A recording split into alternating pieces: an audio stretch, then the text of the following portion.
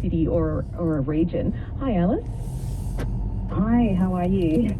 I'm well, thanks. Look, we've been talking about, I suppose, all of those things that can go wrong, perhaps when you have a huge influx of population.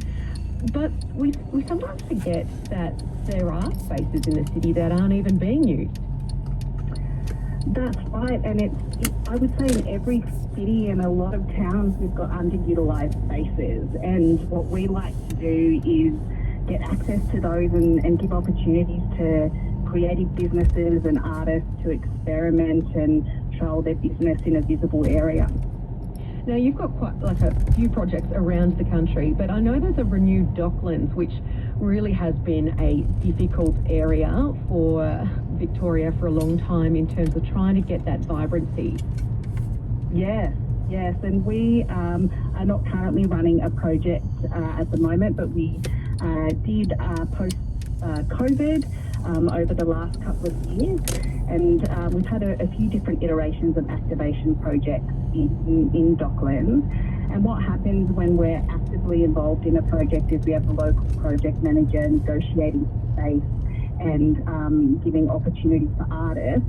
And occasionally, the artists or the creative businesses stay there, and that has been the case in Docklands, where we've had quite a few of our participants who were given rent-free opportunities in that area have actually converted to signing a lease and are now running their business from there, continuing to do classes and activities and events to draw people in.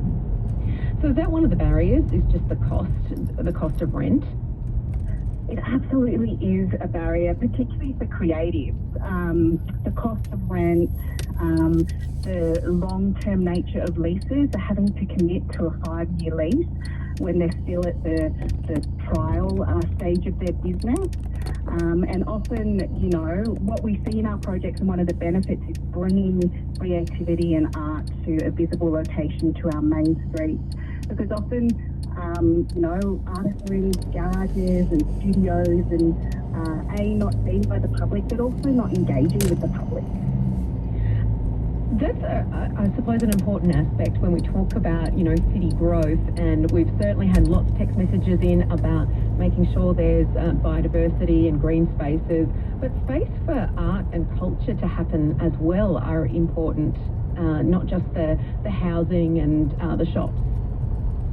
Yeah, absolutely. And when thinking about the regions, I think to get people to stay in the regions and to even draw people to the regions, they need to have vibrant places, like vibrant main streets and activity and fun happening in the main streets. And what we find, once there starts to be a little bit of vacancy, it spreads. And then before you know it, it's looking sad and uncared for, and nobody wants to come and visit. Alice Henshin-Grant, thank you so much for joining us. No problem, thank you. Alice Henshin-Grant there, who is with Renew Australia. Thank you so much for this conversation about a mega Melbourne, whether that's 8 million by 2051 or we decide to share that across the regional cities. I've thoroughly enjoyed this conversation. Trevor Chappell is coming up on afternoons. Hi, Trevor. Hi, What's Kirsten. in your show? Look, it's the start of the one-day international men's campaign in Australia, and Australia are playing Pakistan, of course. But we wanted to find out this afternoon whether or not one-day international cricket has lost its lustre a little bit, and whether or not people still enjoy going and watching it on TV in comparison to what it was like in its heyday. I just remember losing the TV over summer to my brother, who would just have the cricket on 24/7. So I loved one day. I knew what was going to happen rather than the test matches, which would never end. That's the case. I remember getting hit in the forehead with a peach at one day international cricket because I was sitting on the first level looking over to see what was going on below me, and someone saw it as an opportunity and got me smack bang in the middle of the forehead. So we'll find out from people their stories of what it was like to watch one day international cricket as well. Oh, wonderful, Trevor. I'm looking forward to that conversation. Catch you soon. Trevor Chappell coming up on your radio for afternoons. My name is Kirsten Diprose. Thank you so much for having me. Rochelle Hunt will be back in the chair. I think there's something else for Melbourne Cup, but who knows? And I will catch you next time. Thank you so much. This is the Conversation Hour on ABC Radio Melbourne and Victoria. When big news breaks, the issues without any hype. I couldn't switch it off. I was on all day. You know who to trust. I trust the ABC more than anyone. 774 ABC Radio Melbourne.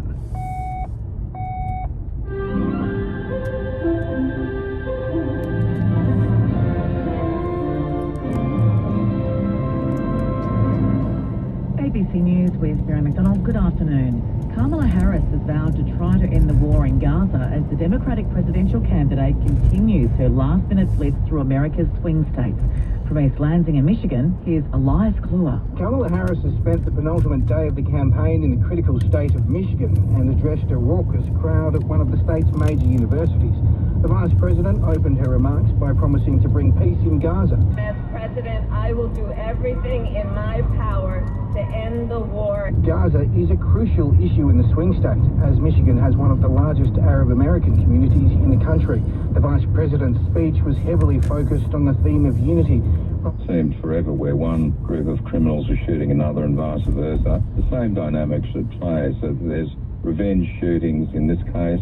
Inevitably there'll be further revenge shootings that'll keep going on, I suspect, regrettably. 6 youths are in custody after being caught driving a stolen Porsche across Melbourne's southeastern suburbs. The offenders, some male and some female, were spotted travelling erratically along Monash Freeway by Police Airwing. Stop sticks were deployed, but the vehicle continued towards Queen's Avenue, where the teenagers were eventually caught and arrested at Caulfield East. 2 people have died in separate suburban house fires. A body was found by firefighters after they extinguished a fire in Frankston South last night. It follows an unrelated fatal fire at St Albans early yesterday morning. Police will investigate the cause and circumstances of both fires. The cost of releasing wills is set to more than triple for some Victorians. The top rate will go to 0.24%, meaning the fee on a $3 million estate will rise from $2,300 to $7,200. It's still unclear how much the changes will generate in revenue for the state government. Senior Minister Harriet Shing claims the new scale is fairer. Probate, which didn't actually reflect the spread of estates in terms of value. We had people who were paying probate around $130,000 or over, and we've increased that to $250,000. An L-plate motorbike rider has been attacked by Mongols bikies on the Monash Freeway. Madeline Burke reports. Caught on dashcam, the moving assault happened on the Monash Freeway near Wellington Road on Saturday, October 19. 5 Mongols bikies are seen travelling inbound on the freeway around midday when one of them targets the L-plate rider for no apparent reason, trying to punch and kick him as he rides past. Police say the rider was forced to take evasive action, swerving away into traffic to avoid being assaulted and falling from his bike. Detectives are urging the victim and any witnesses to come forward. In Melbourne, Madeline Burke, 9 News. There's a push to change the name of low-risk prostate cancers to reduce anxiety and unnecessary treatment. Experts say low-risk cases could actually just be a normal aspect of ageing. They say they're no common and unlikely to spread beyond the prostate, that a cancer diagnosis and treatment can do more harm than good. A free public celebration featuring Melbourne Cup champions is taking place instead of the usual parade. Kiara Parker is there. Instead of a party in the CBD, a scaled-down version is being held at the Living Legends farm near Melbourne Airport. Fans here can pose for photos with the $750,000 trophy, have pony rides and meet retired Cup champions Maccabi Diva, Prince of Penzance, Brew, Efficient, Al Mandan and Twilight Payment. The event has been capped at 1,000 people. We're visiting from Queensland and we thought going to the Cup tomorrow, so we thought we'd come and have a look at this today. Lovely venue to have it. I like it here, it's lovely and casual. The traditional city parade has been scratched for a second straight year due to Metro tunnel works. Organisers insist a Melbourne Cup parade remains on the agenda for future years. At the Living Legends farm, Kiara Parker, 9 News.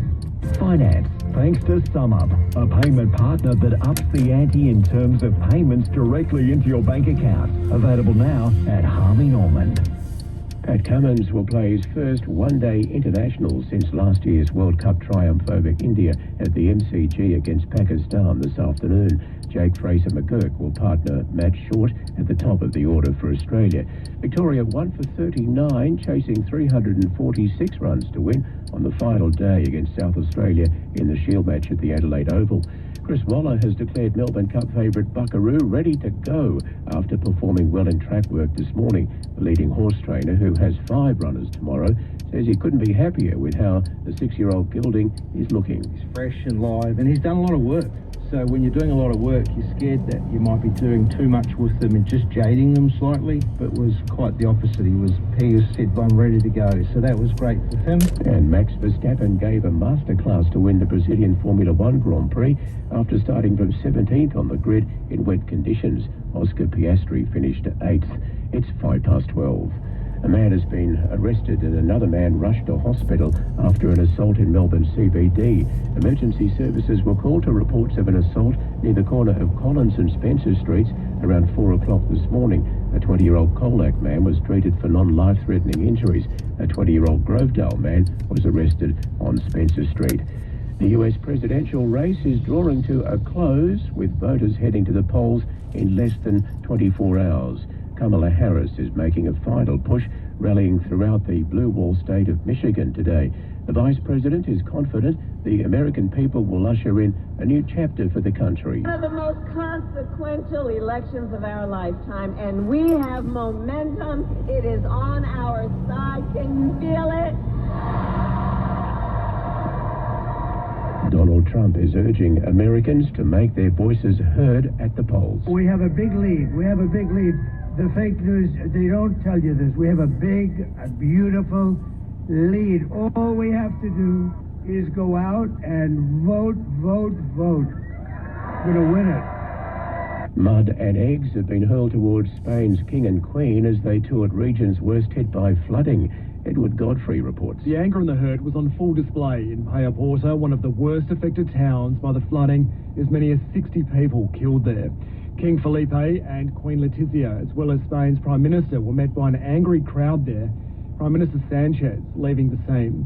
Locals hurled abuse as well as mud and other objects at the King and Queen and chanted things like murderers and get out. At least 217 people are now confirmed to have died in the flooding, and as clean-up efforts continue, that death toll is expected to rise. In London, Edward Godfrey, 9 News. In finance news, the share market up 12 points this hour. It's 12:08. That's the latest in news and sport. Because menopause is not just about one symptom, Harmony is not just about one ingredient.